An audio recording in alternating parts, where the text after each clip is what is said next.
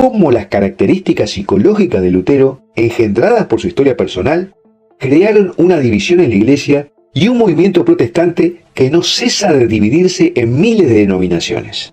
Estamos en el siglo XV en Europa. La sociedad estaba terminando una etapa. La Guerra de los 100 Años, la Peste Negra, múltiples rebeliones campesinas. La Iglesia estaba pasando por una fuerte crisis. Luego de la Peste Negra, la nómina de religiosos y sacerdotes había menguado, y había necesidad de aceptar las vocaciones con mayor facilidad. La Iglesia se abrió entonces a aceptar cualquier tipo de aspirantes a sacerdocio, y así entraron personas con poca vocación, como es el caso de Martín Lutero. Esa falta de vocaciones desvirtuó y corrompió grandemente los espacios dedicados a la fe. De ahí que se hable de religiosos que buscaban mujeres o que tenían hijos, o vivían más inmersos en temas políticos o de negocios que los alejaba de la fe. ¿Y por qué decimos que Lutero no tenía vocación religiosa? El doctor Dietrich M. lo narra en su libro La juventud e ingreso de Martín Lutero al monasterio. También es confirmado por los historiadores más competentes de Alemania, el doctor Theobald Bier y el profesor Remigius Baumer. En aquella época, luego de graduarse de bachiller, los hombres tenían permiso de cargar una espada, pero no usarla. Y Lutero, después de presentar el examen de magíster, se batió en duelo matando a un compañero de estudios. Ya había tenido otro duelo antes en que había salido malherido.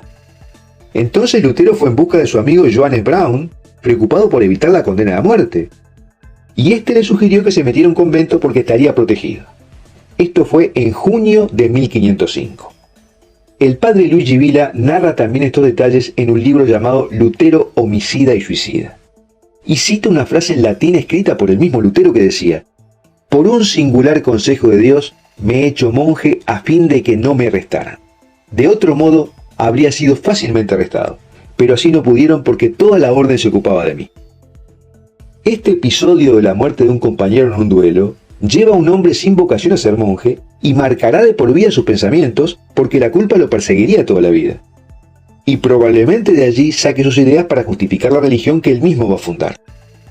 Su angustia era perceptible para sus superiores, y piensan que tal vez enviarlo a Roma le haría bien porque él no deseaba estar dentro del convento porque le aumentaba la culpa. Luego sus superiores le piden que sea sacerdote. Él no quiere, pero lo acepta. Tal vez piense que puede sentirse menos culpable. Pero afirma Lutero que en su primera misa deseaba huir.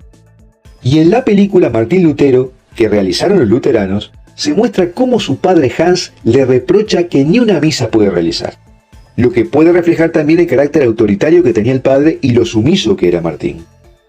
Seguidamente, para intentar que Lutero conozca mejor a Jesús y así lograr que supere sus culpas, es enviado a estudiar un doctorado, y al mismo tiempo que sea predicador.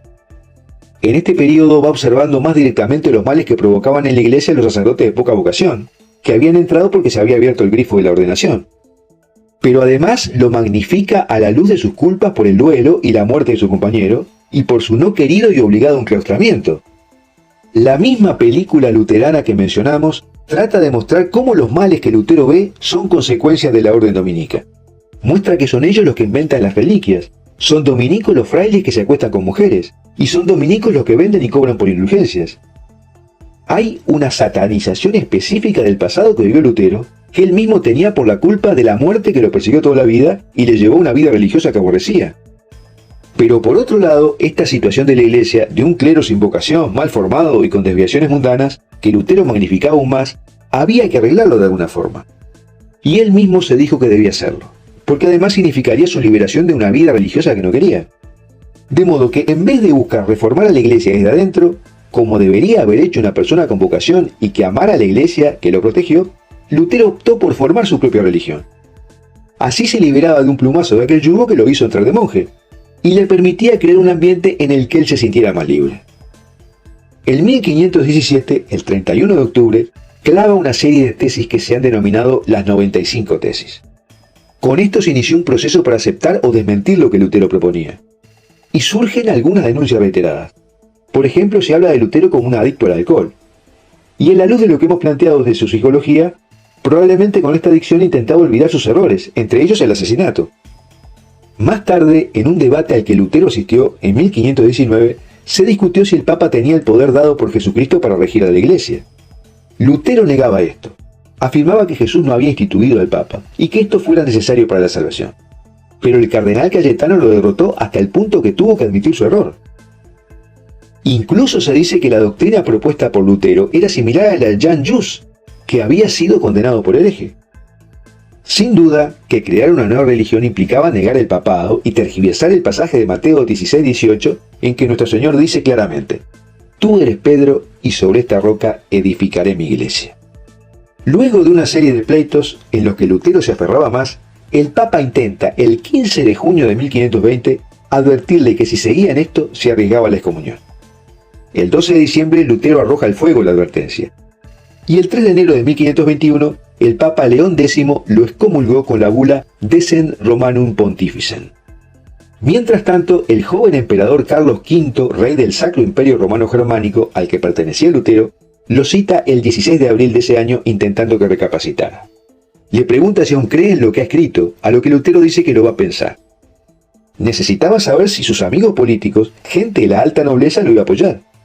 Y al día siguiente, luego que sus amigos políticos le dijeran que se mantuviera firme, no se retracta. Entonces se lo declara hereje y se prohíben todas sus obras.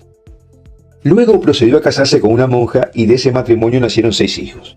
También Lutero hizo su propia Biblia, traduciéndola. Creía en la Eucaristía, pero se rehusaba a utilizar ciertos términos, lo que otros protestantes negarían como tal. Pensaba que los judíos no se habían convertido porque la iglesia no había presentado el evangelio bien, por lo que intentó evangelizarlos. Y al ver que era infructuoso su trabajo, se volvió contra ellos y los atacó fuertemente. Su trabajo contra los judíos ha sido considerado el primero sobre antisemitismo, y por eso muchos alemanes durante la Segunda Guerra Mundial se apoyaron en estos trabajos. El 18 de febrero de 1546, a las 2:45 murió Lutero. Su muerte aún está en discusión, ya que se afirma que murió por exceso de alcohol, otros por un dolor de pecho, y otros afirman hasta que se ahorcó. Pero en todo caso es una viñeta la causa. Lo importante es que él había fundado su propia iglesia. Talante que sus discípulos mantuvieron fundando enormidad de denominaciones separadas siguiendo a su maestro y rompiendo la unidad que pedía Jesucristo en las Escrituras. Dentro de la doctrina de Lutero se halla la necesidad de justificar que la gracia y no las obras son las que salvan. No toma en cuenta la carta de Santiago, a la que él llamaba una carta de paja, porque hablaba de la necesidad de demostrar la fe con obras, como sostiene la doctrina católica. De modo que la posición de Lutero, al desvalorizar las obras, probablemente sea consecuencia de la culpa que le persiguió toda su vida. La obra de haber matado a un hombre en un duelo y su infeliz sacerdocio que él prefería olvidar. Bueno, hasta aquí. En definitiva, el caso de Lutero muestra claramente cómo la historia de una persona y sus culpas muchas veces son el motor de grandes movimientos sociales, aunque nunca es presentado así, pero sucede todo el tiempo. Y su análisis nos permite comprender la fragilidad de las doctrinas humanas y hasta dónde dependen de la psicología de sus creadores. Y me gustaría preguntarte, ¿qué piensas que es lo más dañino de los protestantes hoy? El texto de este video lo puedes ver por un link que te dejo en la descripción de este video. Y si te gustó, suscríbete a nuestro canal haciendo clic en la campanita que dice todas y danos un dedito para arriba, porque si lo haces, el algoritmo del sitio mostrará el video a mucha más gente. Y ahora verás en pantalla algunos videos más que hemos realizado sobre este tema que te recomiendo mirar.